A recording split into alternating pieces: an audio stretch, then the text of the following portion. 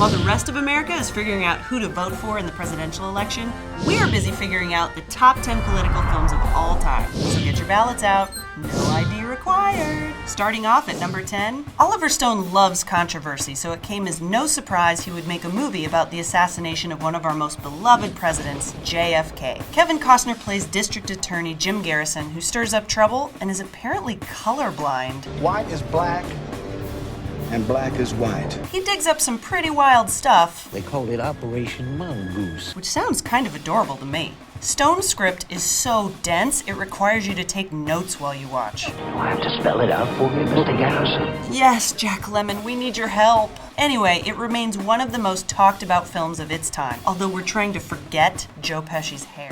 Do you know what you got to me? Don't punish the payphone, Joe. Talk to the wig department. Make a nice president, Dave Cooper. Dave is a movie that gave us a president who was enthusiastic to be in the White House, even though there were no slutty interns in sight.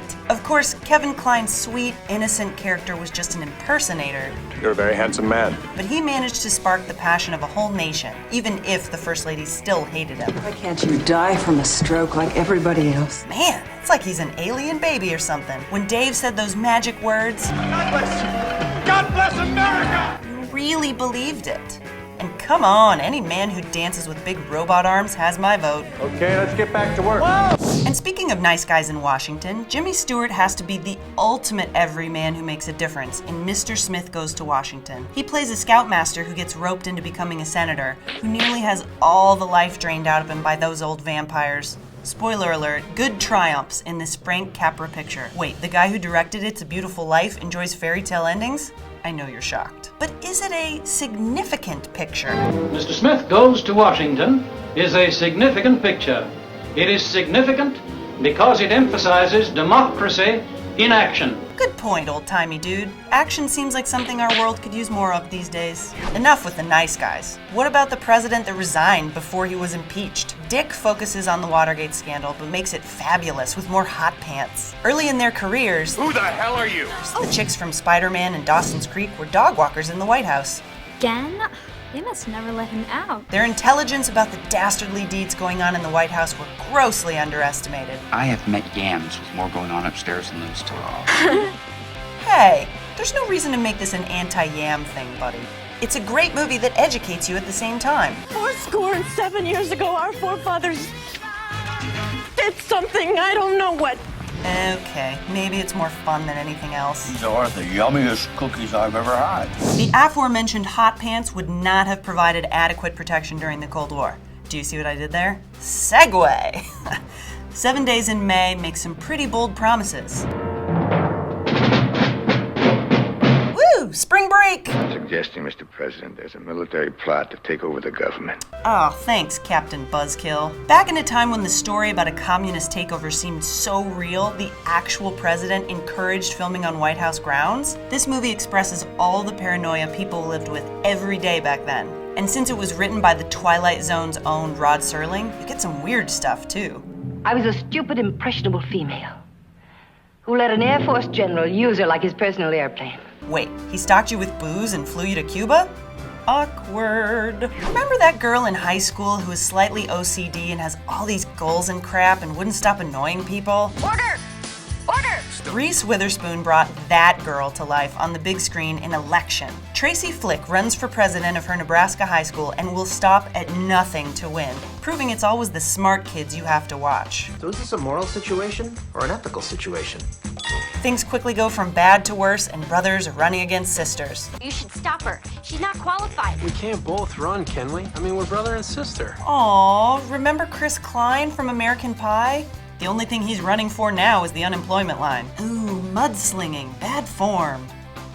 Back when people read books, the novel Advise and Consent stirred up quite a passionate following, enough for real government figureheads to appear in the film version. They even offered up their natural habitats. The movie follows Henry Fonda as a controversial appointee for Secretary of State. We want to know what you intend to give away to the communists. I don't intend to give anything away, Senator Cooley.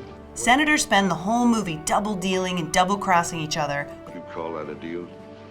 I call it extortion. With anonymous phone calls and scandalous reports. What do you know about him? He's a communist.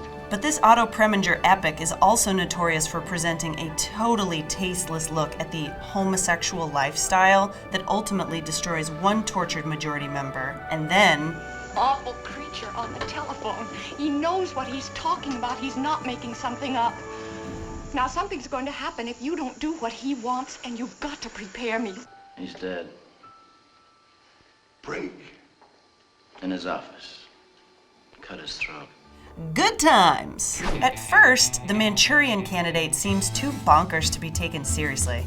I mean, come on, a military veteran whose own mother sells him out to become a communist assassin? But then, the more these crazy images flood your brain, you get more and more convinced. And then they rip off From Here to Eternity, and Frank Sinatra finds a reason to do kung fu. It all starts to seem plausible.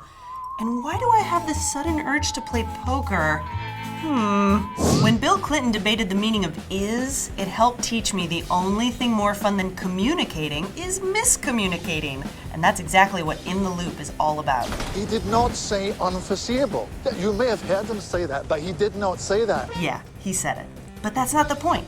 The point is that politicians, when backed into a corner, say awesome stuff like this. To walk the road of peace, sometimes we need to be ready to climb the mountain of conflict. And then, if you're an awesome British satirist, the response is this. Climb the mountain of conflict. You're talking about Nazi Julie Andrews. Yeah, the hills are alive, all right, with the sound of goose steps. Seeing behind the scenes of politics is usually disturbing, but especially so when it involves James Gandolfini. You're gonna use him as a little meat puppet. Come on, James, that's gross.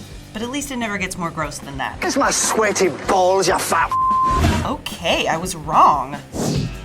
It's easy to figure out which film is #1 if we're judging by title length. Dr. Strangelove, or How I Learned to Stop Worrying and Love the Bomb, is possibly Stanley Kubrick's masterpiece that only gets funnier and more relevant with age. An Air Force general decides that it's time to give the Soviet Union an explosive present in an intimate moment. I first became aware of it, Mandrake, during the physical act of love. Ugh, oh, that's enough of that, friendo. The only person that can make sense of it is Peter Sellers, and Peter Sellers. In order to get a movie named after you, you have to be pretty fascinating, or have friends in high places. This movie exemplifies military intelligence as it asks the tough questions. Where's my shorts? Where's the bathroom? Doc, should I get it? It also exemplifies why people need to be reminded not to try this at home. Because who doesn't want to do this?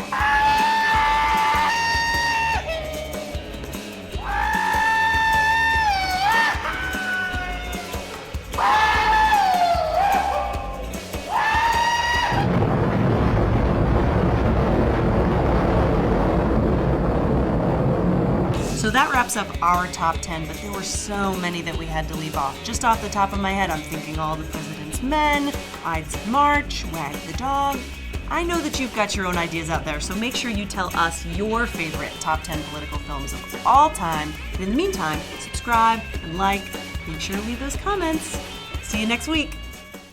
These cobblestone streets over here, Dracula, the Wolfman, Frankenstein's monster, they all walked on them. This is the home of some of the greatest horror movies ever made, and I'm so excited to be here. I'm Devin Faraci, and this is Badass Digest.